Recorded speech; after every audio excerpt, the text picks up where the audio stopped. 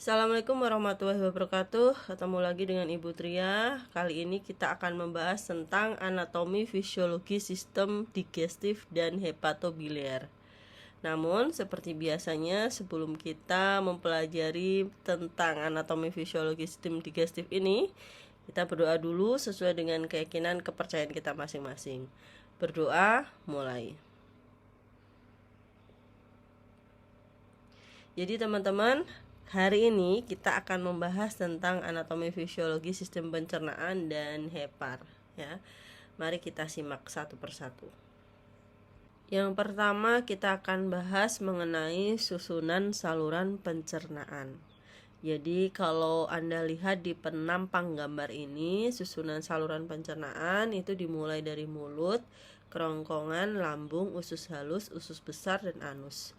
Lalu apa sih sistem pencernaan itu atau sistem gastrointestinal itu? Yakni sistem organ dalam manusia yang berfungsi untuk menerima makanan, mencernanya menjadi zat gizi dan energi, menyerap zat gizi ke dalam aliran darah, serta membuang bagian makanan yang tidak dapat dicerna atau merupakan sisa proses tersebut dari tubuh. Nah, saluran pencernaan ini terdiri dari mulut, tenggorokan atau faring, kerongkongan, lambung, usus halus, usus besar, rektum, dan anus. Sistem pencernaan juga meliputi organ-organ yang terletak di luar saluran pencernaan, yaitu pankreas, hati, dan kandung empedu. Berikut adalah urutan sistem pencernaan manusia yang dijelaskan mulai dari sistem pencernaan dan fungsinya. Penjelasannya serta sistem pencernaan manusia beserta gambarnya secara berurutan mulai dari mulut hingga anus. Nah, jadi setelah ini kita akan bahas satu persatu ya, organ dari mulut sampai dengan anus. Mulut merupakan suatu rongga terbuka tempat masuknya makanan dan air.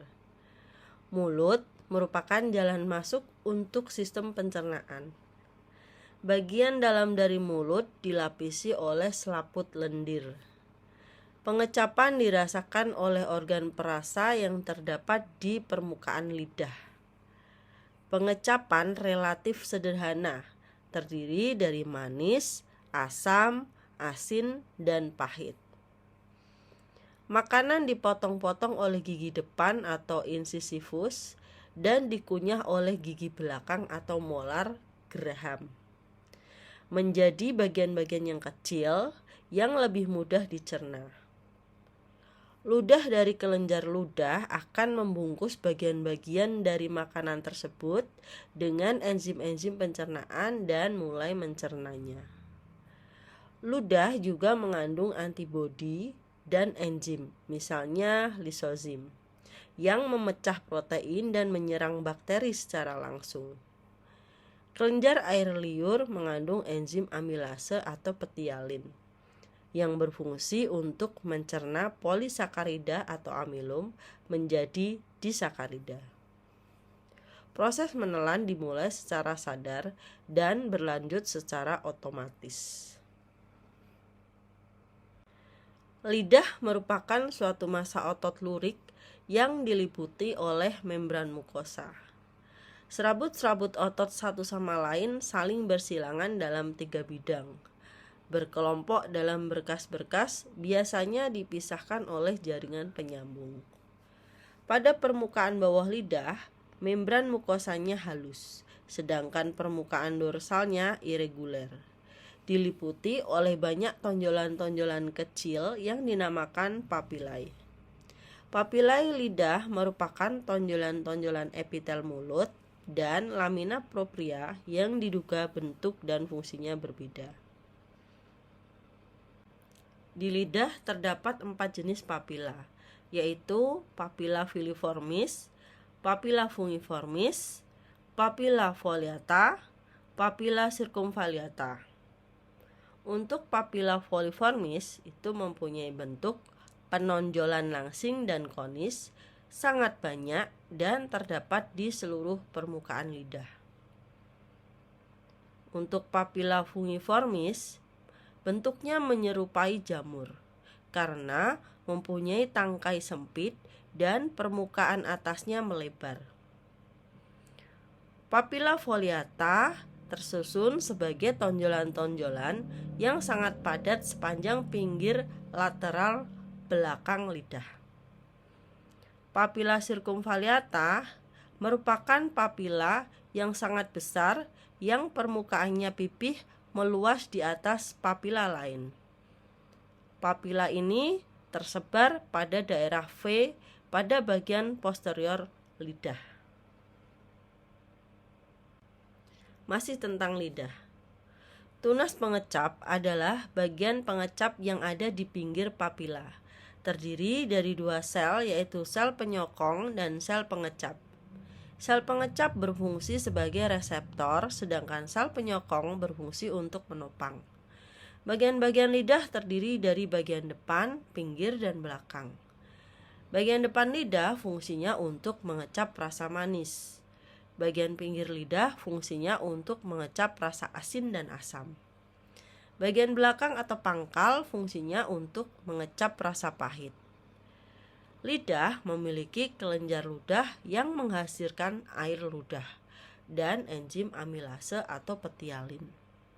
Enzim ini berfungsi mengubah zat tepung amilum menjadi zat gula. Letak kelenjar ludah yaitu kelenjar ludah atas terdapat di belakang telinga dan kelenjar ludah bawah terdapat di bagian bawah lidah. Makanan atau minuman yang telah berupa larutan di dalam mulut akan merangsang ujung-ujung saraf pengecap. Oleh saraf pengecap, rangsangan rasa ini diteruskan ke pusat saraf pengecap di otak. Selanjutnya, otak menanggapi rangsang tersebut sehingga kita dapat merasakan rasa suatu jenis makanan ataupun minuman. Bagian sistem pencernaan yang kedua yaitu tenggorokan atau faring, merupakan penghubung antara rongga mulut dan kerongkongan. Di dalam lengkung faring terdapat tonsil atau amandel, yaitu kelenjar limfe yang banyak mengandung kelenjar limfosit dan merupakan pertahanan terhadap infeksi. Di sini terletak persimpangan antara jalan nafas dan jalan makanan. Letaknya di belakang rongga mulut dan rongga hidung, di depan ruas tulang belakang. Ke atas bagian depan berhubungan dengan rongga hidung dan perantaraan lubang bernama koana. Keadaan tekak berhubungan dengan rongga mulut dengan perantaraan lubang yang disebut isthmus faucium.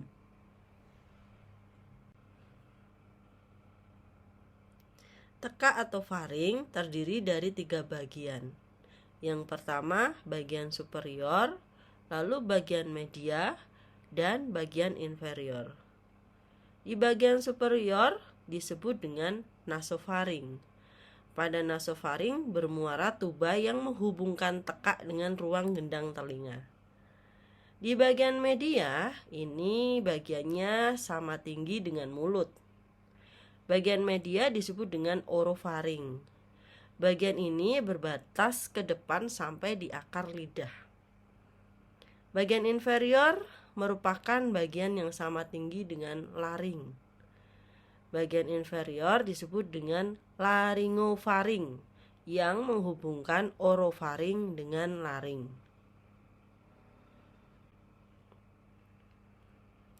Organ yang ketiga yaitu kerongkongan atau esofagus.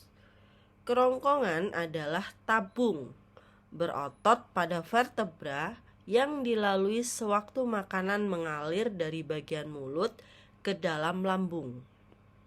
Sering juga disebut dengan esofagus dari bahasa Yunani. Panjang kerongkongan kurang lebih 20 cm dan lebarnya kurang lebih 2 cm. Organ ini berfungsi untuk menghubungkan mulut dengan lambung. Makanan berjalan melalui kerongkongan dengan menggunakan proses peristaltik. Gerak peristaltik kerongkongan meliputi gerakan melebar, menyempit, bergelombang, dan meremas-remas agar makanan terdorong ke lambung. Di kerongkongan, yat makanan tidak mengalami pencernaan. Esofagus bertemu dengan faring pada ruas keenam tulang belakang.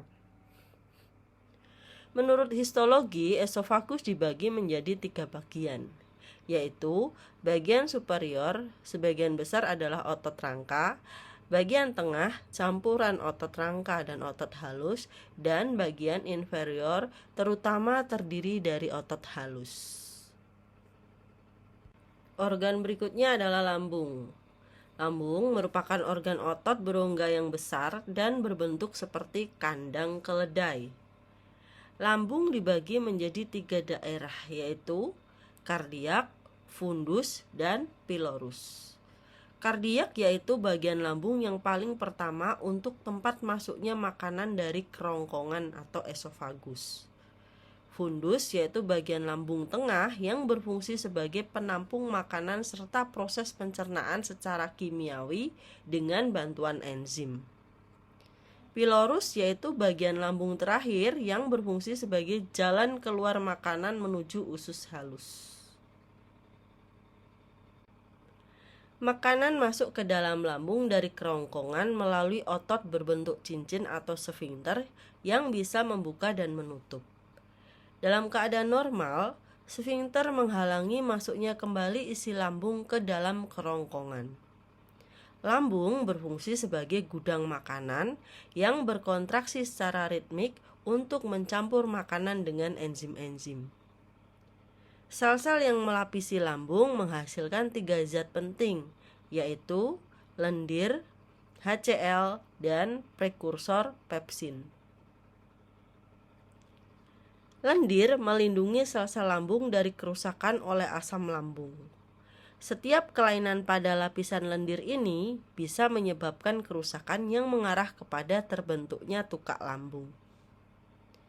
HCl atau asam klorida menciptakan suasana yang sangat asam yang diperlukan oleh pepsin guna memecah protein. Keasaman lambung yang tinggi juga berperan sebagai penghalang terhadap infeksi dengan cara membunuh berbagai bakteri yang masuk bersama makanan.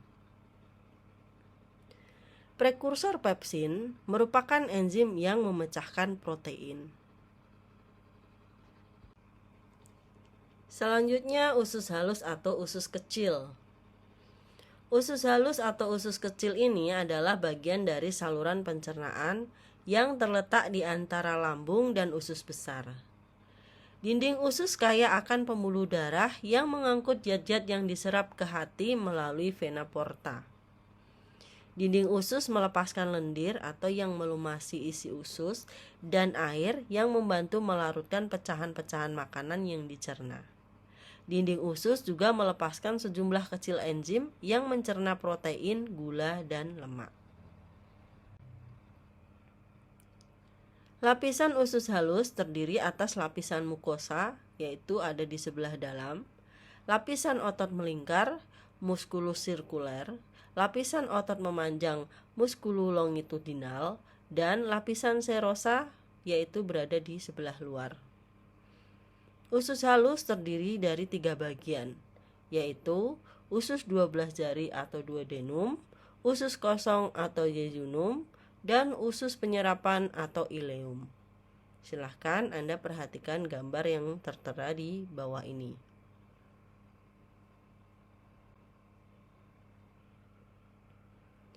Usus 12 jari atau duodenum adalah bagian dari usus halus yang terletak setelah lambung dan menghubungkannya ke usus kosong atau jejunum. Nama duodenum berasal dari bahasa Latin duodenum digitorum, yang berarti 12 jari. Bagian usus 12 jari merupakan bagian terpendek dari usus halus, dimulai dari bulbo duodenal dan berakhir di ligamentum tres. Usus 12 jari merupakan organ retroperitoneal yang tidak terbungkus seluruhnya oleh selaput peritoneum. Usus 12 jari memiliki pH yang normal berkisar 9. Pada usus 12 jari terdapat 2 muara saluran, yaitu dari pankreas dan kantung empedu. Lambung melepaskan makanan ke dalam usus 12 jari atau duodenum yang merupakan bagian pertama dari usus halus. Makanan masuk ke dalam duodenum melalui sphincter pylorus dalam jumlah yang bisa dicerna oleh usus halus. Jika penuh, duodenum akan mengirimkan sinyal kepada lambung untuk berhenti mengalirkan makanannya. Yang kedua adalah usus kosong atau jejunum. Adalah bagian kedua dari usus halus, di antara usus 12 jari atau duodenum dan usus penyerapan atau ileum. Jejunum diturunkan dari kata sifat jejun yang berarti lapar dalam bahasa Inggris modern. Arti aslinya berasal dari bahasa Latin jejunus yang berarti kosong.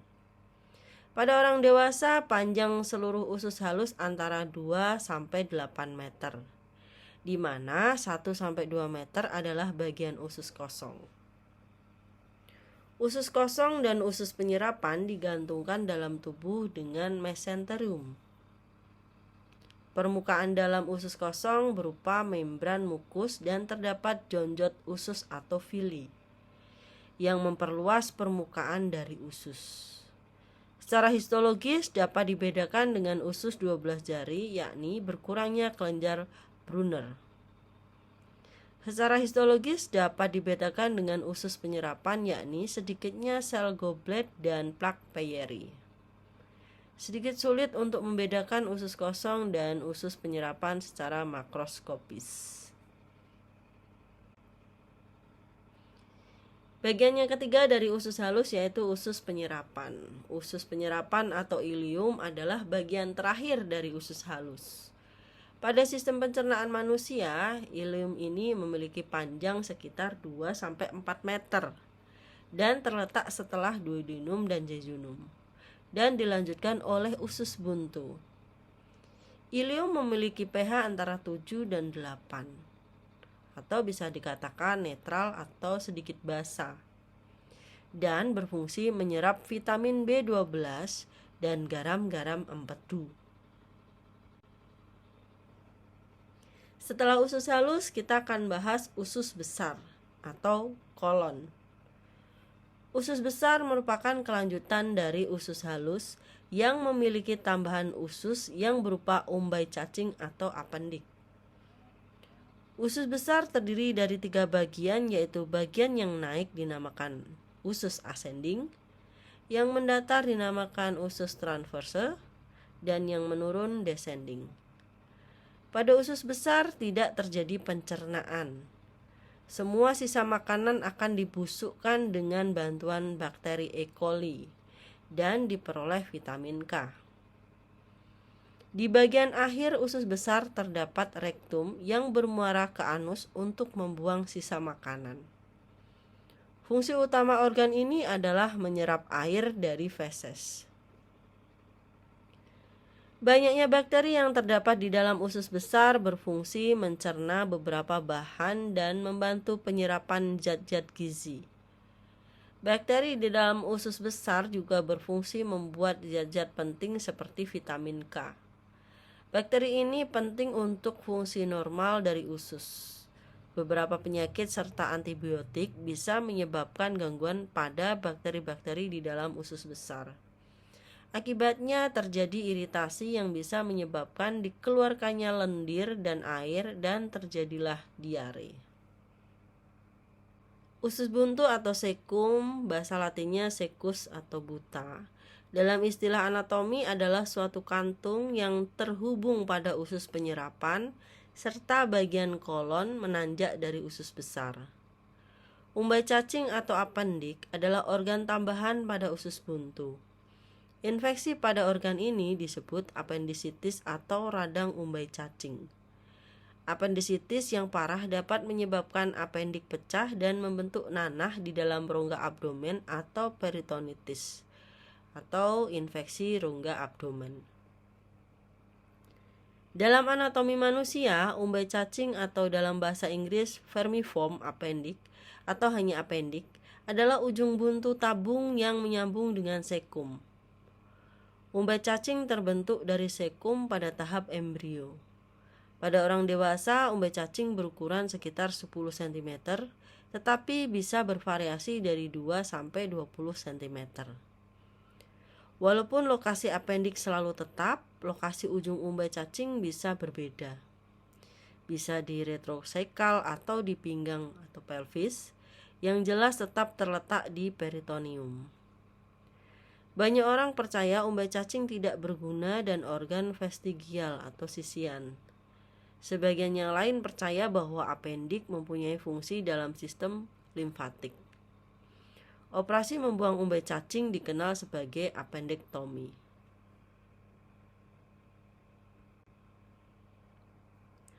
Organ yang berikutnya di dalam sistem pencernaan yaitu rektum dan anus. Rektum dalam bahasa Latin regere, yaitu meluruskan atau mengatur. Adalah sebuah ruangan yang berawal dari ujung usus besar atau setelah kolon sigmoid dan berakhir di anus. Organ ini berfungsi sebagai tempat penyimpanan sementara feses. Biasanya rektum ini kosong karena tinja disimpan di tempat yang lebih tinggi, yaitu pada kolon descendant. Jika kolon descendant penuh dan tinja masuk ke dalam rektum, maka timbul keinginan untuk buang air besar.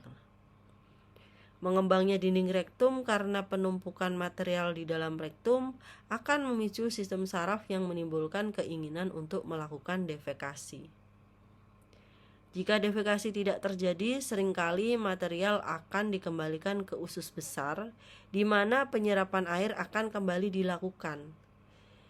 Jika defekasi tidak terjadi untuk periode yang lama, konstipasi dan pengerasan feses akan terjadi. Orang dewasa dan anak yang lebih tua bisa menahan keinginan ini, tetapi bayi dan anak-anak yang lebih muda mengalami kekurangan dalam pengendalian otot yang penting untuk menunda BAB. Anus merupakan lubang di ujung saluran pencernaan di mana bahan limbah keluar dari tubuh. Sebagian anus terbentuk dari permukaan tubuh atau kulit dan sebagian lainnya dari usus. Pembukaan dan penutupan anus diatur oleh otot sfinkter. Feses dibuang dari tubuh melalui proses defekasi atau buang air besar, yang merupakan fungsi utama dari anus. Sistem pencernaan juga meliputi organ-organ yang terletak di luar saluran pencernaan, yaitu pankreas, hati, dan kandung empedu. Setelah ini kita akan bahas tentang pankreas, hati, dan kandung empedu. Yang pertama kita akan bahas tentang pankreas. Pankreas adalah organ pada sistem pencernaan yang memiliki dua fungsi utama, yaitu menghasilkan enzim pencernaan serta beberapa hormon penting seperti insulin. Pankreas terletak pada bagian posterior perut dan berhubungan erat dengan duodenum atau usus 12 jari. Pankreas terdiri dari dua jaringan dasar yaitu asini yang menghasilkan enzim-enzim pencernaan dan pula pankreas yang menghasilkan hormon. Pankreas melepaskan enzim pencernaan ke dalam duodenum dan melepaskan hormon ke dalam darah. Enzim yang dilepaskan oleh pankreas akan mencerna protein, karbohidrat, dan lemak. Enzim proteolytik memecah protein ke dalam bentuk yang dapat digunakan oleh tubuh dan dilepaskan dalam bentuk inaktif. Enzim ini hanya akan aktif jika telah mencapai saluran pencernaan. Pankreas juga melepaskan sejumlah besar sodium bikarbonat yang berfungsi melindungi duodenum dengan cara menetralkan asam lambung. Ini dia gambaran pankreas. Ada bagian kepala, ada badan, dan ekor. Di sana ada lobulus, kemudian ada saluran pankreatitis. Berikutnya tentang hati. Hati merupakan sebuah organ terbesar di dalam badan manusia dan memiliki berbagai fungsi. Beberapa di antaranya berhubungan dengan pencernaan. Istilah medis yang bersangkutan dengan hati biasanya dimulai dalam hepat atau hepatik dari kata Yunani untuk hati atau hepar. Organ ini memainkan peran penting dalam metabolisme dan memiliki beberapa fungsi dalam tubuh termasuk penyimpanan glikogen, sintesis protein plasma, dan penetralan obat. Hati juga memproduksi bile yang penting dalam pencernaan. Zat-zat gizi dari makanan diserap ke dalam dinding usus yang kaya akan pembuluh darah yang kecil-kecil atau kapiler. Kapiler ini mengalirkan darah ke dalam vena yang bergabung dengan vena yang lebih besar dan pada akhirnya masuk ke dalam hati sebagai vena porta. Vena porta terbagi menjadi pembuluh-pembuluh kecil di dalam hati, di mana darah yang masuk akan diolah. Hati melakukan proses tersebut dengan kecepatan tinggi. Setelah darah diperkaya dengan zat-zat gizi, darah dialirkan ke dalam sirkulasi umum. Hati atau hepar secara makroskopis dibagi menjadi 4 lobus, yaitu 2 lobus utama, lobus kanan dan lobus kiri, yang dibagi oleh ligamentum falciformis di bagian anterior, serta 2 lobus aksesoria yaitu lobus quadratus dan lobus caudatus. Berdasarkan fungsinya, hepar memiliki 3 bagian fungsional utama, lobus caudatus, lobus kanan, dan lobus kiri. Lobus kanan dibagi menjadi 4 segmentum, yaitu segmentum 5, 6, 7, 8. Lobus kiri menjadi 3 segmentum, yaitu 2, 3, dan 4. Serta segmentum 1 adalah lobus caudatus. Ini merupakan penampang hepar atau hati ya. Ini ada lobus kanan, lobus kiri, ada ligamentum coronari ya. Ada ligamentum falciform, ligamentum teres ya. Kemudian di bawah itu ada kantung empedu. Kandung empedu atau kantung empedu dalam bahasa Inggris gallbladder adalah organ berbentuk buah pir yang dapat menyimpan sekitar 50 ml empedu yang dibutuhkan tubuh untuk proses pencernaan. Pada manusia, panjang kandung empedu adalah sekitar 7-10 cm dan berwarna hijau gelap. Bukan karena warna jaringannya, melainkan karena warna cairan empedu yang dikandungnya. Organ ini terhubungkan dengan hati dan usus 12 jari melalui saluran empedu. Empedu memiliki 2 fungsi penting, yaitu membantu pencernaan dan penyerapan lemak, serta berperan dalam pembuangan limbah tertentu dari tubuh, terutama hemoglobin yang berasal dari penghancuran sel darah merah dan kelebihan kolesterol. Setelah kita bahas tentang saluran pencernaan, kita akan bahas tentang kelenjar-kelenjar pencernaan. Pencernaan makanan di dalam saluran pencernaan dibantu dengan enzim. Enzim pencernaan dihasilkan oleh kelenjar pencernaan. Berikut adalah kelenjar pencernaan pada manusia. Yang pertama adalah kelenjar ludah atau parotis. Kelenjar ludah terdapat di bawah lidah, di rahang bawah sebelah kanan dan kiri, serta di bawah telinga sebelah kanan dan kiri faring. Kelenjar ludah menghasilkan air ludah atau saliva. Saliva keluar dipengaruhi oleh kondisi psikis yang membayangkan makanan tertentu, serta refleks karena adanya makanan yang masuk ke dalam mulut. Saliva mengandung enzim petialin atau amilase ludah.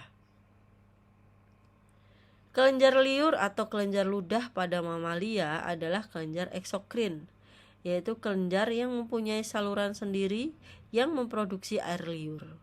Kelenjar ini juga mensekresi amilase, enzim yang memecah karbohidrat menjadi maltosa.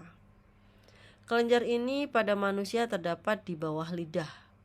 Produksi air ludah dapat terganggu apabila terjadi dehidrasi, panas dalam, atau disebabkan oleh suatu penyakit. Kelenjar berikutnya yaitu kelenjar submandibula. Kelenjar submandibula adalah sepasang kelenjar yang terletak di rahang bawah di atas otot disgastrik. Produksi sekresinya adalah campuran serous dan mucous dan masuk ke mulut melalui ductus Wharton. Walaupun lebih kecil daripada kelenjar parotis, sekitar 70% saliva di kafum oral diproduksi oleh kelenjar submandibula. Kelenjar submandibularis merupakan kelenjar tuboluociner yang bercabang. Bagian sekretorisnya tersusun atas sel-sel mukosa dan seromukosa. Sel-sel seromukosa mengandung granula-granula sekresi protein dengan aktivitas amilotik lemah. Sel-sel pada kelenjar submandibularis dan sublingualis mengandung dan mengekskresikan enzim lisosim yang aktivitas utamanya adalah menghancurkan dinding bakteri. Kelenjar yang ketiga adalah kelenjar sublingua. Adalah sepasang kelenjar yang terletak di bawah lidah di dekat kelenjar submandibula. Sekitar 5% air liur yang masuk ke kafum oral keluar dari kelenjar sublingua. Kelenjar sublingualis merupakan kelenjar tubuloasiner bercabang. Ini dia letak-letak kelenjar, ya, ada kelenjar parotid, ada kelenjar submandibularis, ada kelenjar sublingualis. Berikutnya ada kelenjar liur minor. Terdapat lebih dari 600 kelenjar liur minor yang terletak di kafum oral di dalam lamina propria mukosa oral. Diameternya 1-2 mm. Kelenjar ini biasanya merupakan sejumlah asinus yang terhubung dalam lobulus kecil. Secara alami, sekresi utamanya adalah mukous, kecuali kelenjar von Ebner, dan mempunyai banyak fungsi, seperti membasahi kafum oral dengan saliva. Masalah gigi biasanya berhubungan dengan kelenjar liur minor. Kelenjar von Ebner terletak di papila sirkumvalata lidah. Kelenjar ini mensekresikan cairan sereus yang memulai hidrolisis lipid. Kelenjar ini adalah komponen esensial indera perasa. Yang kelima, kelenjar lambung. Lambung memiliki kelenjar yang menghasilkan enzim pepsin, enzim renin, dan asam klorida atau HCl. Enzim pepsin berasal dari pepsinogen yang diaktifkan oleh asam lambung. Sekresi atau pengeluaran asam lambung dipengaruhi oleh refleks jika ada makanan yang masuk ke dalam lambung, serta dipengaruhi oleh hormon gastrin yang dikeluarkan oleh dinding lambung. Produksi asam lambung yang berlebih dapat membuat radang pada dinding lambung. Kelenjar berikutnya yaitu hati. Hati merupakan kelenjar terbesar di dalam tubuh, terletak dalam rongga perut sebelah kanan, tepatnya di bawah diafragma. Berdasarkan fungsinya, hati juga termasuk sebagai alat ekskresi. Hal ini dikarenakan hati membantu fungsi ginjal dengan cara memecah beberapa senyawa yang bersifat racun dan menghasilkan amonia, urea, dan asam urat dengan memanfaatkan nitrogen dari asam amino. Proses pemecahan senyawa racun oleh hati ini disebut proses detoksifikasi. Lobus hati terbentuk dari sel parenkimal dan sel non-parenkimal. Sel parenkimal pada hati disebut hepatosit, menempati sekitar 80% volume hati dan melakukan berbagai fungsi utama hati. 40% sel hati terdapat pada lobus sinusoidal. Hepatosit merupakan sel endodermal yang terstimulasi oleh jaringan mesenkimal secara terus-menerus pada saat embrio hingga berkembang menjadi sel parenkimal. Selama masa tersebut terjadi peningkatan transkripsi mRNA, albumin sebagai stimulan proliferasi dan diferensiasi sel endodermal menjadi hepatosit. Berbagai jenis tugas yang dijalankan oleh hati dilakukan oleh hepatosit. Hingga saat ini belum ditemukan organ lain atau organ buatan atau peralatan yang mampu menggantikan semua fungsi hati. Beberapa fungsi hati dapat digantikan dengan proses dialisis hati, namun teknologi ini masih terus dikembangkan untuk perawatan penderita gagal hati. Sebagai kelenjar, hati menghasilkan empedu yang mencapai 0,5 liter setiap hari. Empedu merupakan cairan kehijauan dan terasa pahit, berasal dari hemoglobin sel darah merah yang telah tua, yang kemudian disimpan di dalam kantong empedu atau diekskresi ke duodenum. Empedu mengandung kolesterol, garam mineral, garam empedu, pigmen bilirubin, dan biliverdin. Sekresi empedu berguna untuk mencerna lemak, mengaktifkan lipase, membantu daya absorpsi lemak di usus, dan mengubah zat yang tidak larut dalam air menjadi zat yang larut dalam air. Apabila saluran empedu di hati tersumbat, empedu masuk ke dalam peredaran darah sehingga kulit menderita menjadi kekuningan. Orang yang demikian dikatakan menderita penyakit kuning. Kelenjar yang terakhir yang akan kita bahas yaitu kelenjar pankreas. Kelenjar pankreas terletak di rongga perut di dekat lambung.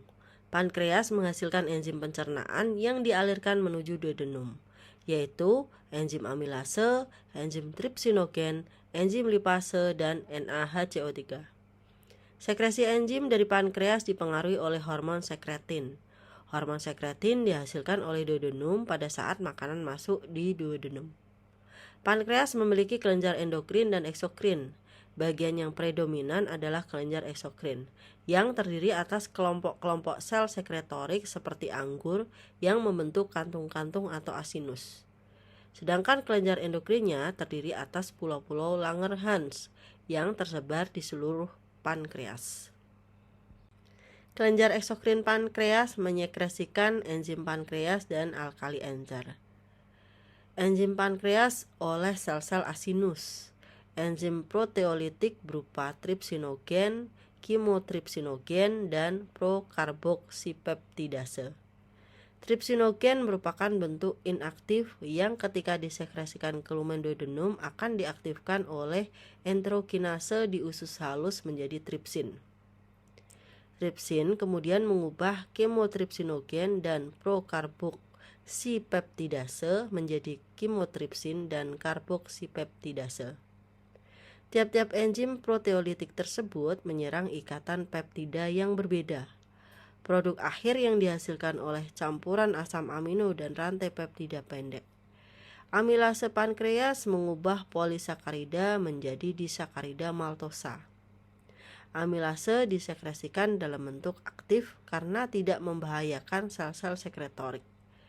Lipase pankreas menghidrolisis trigliserida menjadi monogliserida dan asam lemak bebas, yaitu satuan lemak yang dapat diabsorpsi. Defisiensi enzim pankreas menyebabkan maldigesti lemak yang serius, sehingga dapat menimbulkan steatore atau kelebihan lemak pada feses.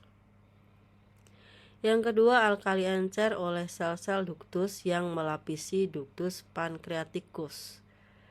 Cairan alkalis ini kaya akan NaHCO3.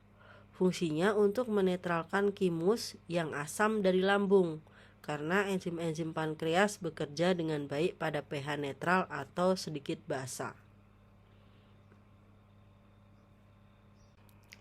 Yang terakhir kita akan bahas tentang kelainan sistem pencernaan. Gangguan pada sistem pencernaan makanan dapat disebabkan oleh pola makan yang salah, infeksi bakteri, dan kelainan alat pencernaan. Gangguan-gangguan ini antara lain diare, sembelit, tukak lambung, peritonitis, kolik, hingga infeksi usus buntu atau apendisitis. Yang pertama, parotitis atau penyakit gondong. Parotitis adalah penyakit yang disebabkan oleh virus yang menyerang kelenjar air ludah di bagian bawah telinga. Akibatnya, kelenjar air ludah menjadi bengkak atau membesar. Yang kedua, serostomia adalah istilah bagi penyakit pada rongga mulut yang ditandai dengan rendahnya produksi air ludah. Kondisi mulut yang kering membuat makanan kurang tercerna dengan baik. Gangguan yang lain yaitu diare. Diare adalah buang air besar dengan konsistensi cair sebanyak 3 kali atau lebih dalam 1 hari. Penyebab diare antara lain ansietas atau stres, makanan tertentu, atau organisme perusak yang melukai dinding usus. Diare dalam waktu lama menyebabkan hilangnya air dan garam-garam mineral sehingga terjadi dehidrasi. Selanjutnya ada konstipasi atau sembelit. Konstipasi adalah kesulitan atau jarang defekasi yang mungkin karena feses keras atau kering, sehingga terjadi kebiasaan defekasi yang tidak teratur, faktor psikogenik, kurang aktivitas, asupan cairan yang tidak adekuat, dan abnormalitas usus. Sembelit terjadi jika kim atau bubur makanan masuk ke usus dengan sangat lambat. Akibatnya air terlalu banyak diserap oleh usus, maka feses menjadi keras dan kering. Yang kelima, tukak lambung atau ulkus. Dinding lambung diselubungi mukus yang di dalamnya juga terkandung enzim. Jika pertahanan mukus rusak, enzim pencernaan akan memakan bagian-bagian kecil dari lapisan permukaan lambung. Hasil dari kegiatan ini adalah terjadinya tukak lambung. Tukak lambung menyebabkan berlubangnya dinding lambung sehingga isi lambung jatuh di rongga perut. Sebagian besar tukak lambung ini disebabkan oleh infeksi bakteri jenis tertentu. Beberapa gangguan lain pada sistem pencernaan antara lain yaitu peritonitis, yang merupakan peradangan pada selaput perut atau peritoneum. Gangguan lain adalah salah cerna akibat makan makanan yang merangsang lambung, seperti alkohol dan cabai yang mengakibatkan rasa nyeri yang disebut kolik. Sedangkan produksi HCl yang berlebihan dapat menyebabkan terjadinya gesekan pada dinding lambung dan usus halus, sehingga timbul rasa nyeri yang disebut tukak lambung. Gesekan akan lebih parah kalau lambung dalam keadaan kosong akibat makan tidak teratur yang pada akhirnya akan mengakibatkan perdarahan pada lambung. Gangguan lain pada lambung adalah gastritis atau peradangan pada lambung. Dapat pula apendik terinfeksi sehingga terjadi peradangan yang disebut apendisitis. Nanti di pertemuan berikutnya insya Allah kita akan bahas tentang asuhan keperawatan gastritis.